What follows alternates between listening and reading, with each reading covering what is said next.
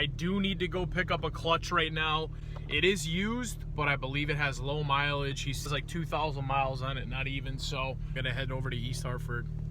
Dude, this thing sounds like complete crap right now. Oh my God.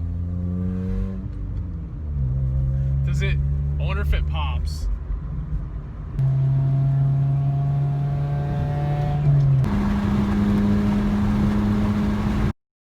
Guys, I am in the middle of a swap right now.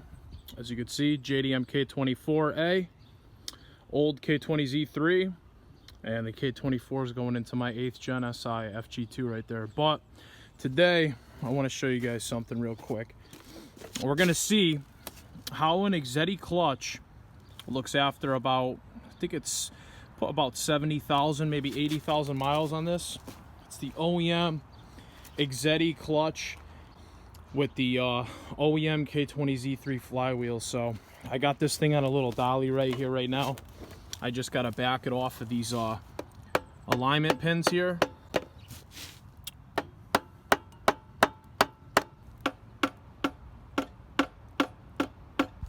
You guys can see I got the transmission off, Exedi OEM right there, and I got the tranny off. You can see there's a ton of dust here, but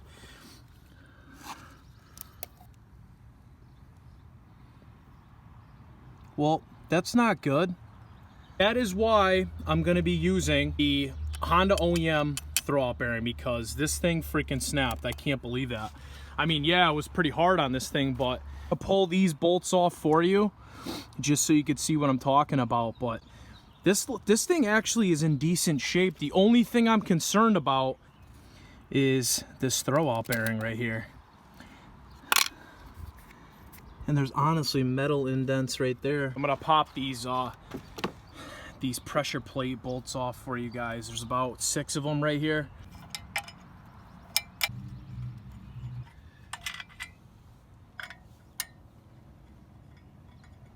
Obviously, there was a little bit of like heat marks on there, but I'd say the flywheel for the most part is actually could be probably resurfaced and reused.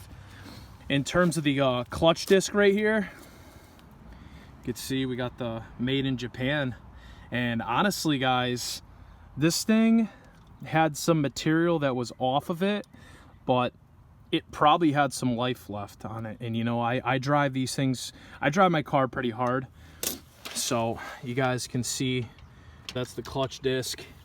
Here's the pressure plate, obviously. And I mean, aside from all the dust, guys, I honestly could probably reuse this clutch, but I'm not going to, just because I ordered a new Exedi clutch, so that thing's on the way. It's coming with a new flywheel. But I mean, for what, 70K, you know, hard miles, you know, bolt-ons, tune, and a daily driver, I mean, you can't really go wrong. Unfortunately, I'm gonna have to grab a new clutch fork, unless I smoothen those out, because there's metal indent marks on that fork itself, and I ordered a new spring, so that's coming in. And then the front boot on here, mine's cracked, so that's probably why there's all this dust and crap in there. But spray everything down with degreaser, try to clean it up a bit, and then figure out what I want to do. Shout out to the homie Jumbo, hooked me up with a free new Exedi clutch. According to him, this clutch disc has about, I want to say, anywhere from 1,000 to 3,000 miles. And you guys can see the part number right there, HCD 823. If we bring it over here, same clutch disc, guys. 70K on the right side. We'll say 2,000 miles on the left. This has a little bit less wear, but honestly, this one does not look bad for 70,000 miles, guys. So Exedi OEM for the win, or Exedi Stage 1. Stay tuned for which clutch I go. Compare the pressure plates. 70,000 on the left, 2,000 on the right.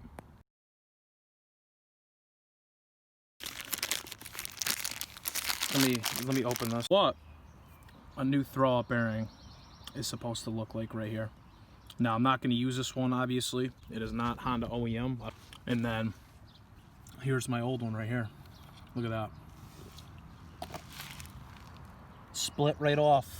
So it's a good thing I decided to, you know, pull this engine out. You know, I heard some weird like noises coming from the tranny anyways. So honestly, guys, it's a good idea that I decided to pull my K20 out and do this whole swap, because I'm having clutch problems, and then I had my EPS issue. Something was definitely bound to happen. I'm not saying engine wise. Engine is, K20s or K series are pretty bulletproof. Look at that. Old, new. Yes, guys, perfect timing. I got my new Honda parts in, super cheap. New pilot bushing. I'll install that on the K24 today. I got the new shift boot seal, obviously I was talking about. Spring for the fork. K20 flywheel bolts, they're longer. Pressure plate bolts right here. O-ring of some sort for the VTC, I want to say. I'll conclude in this video. I hope you guys enjoyed. I got to get on with the project here.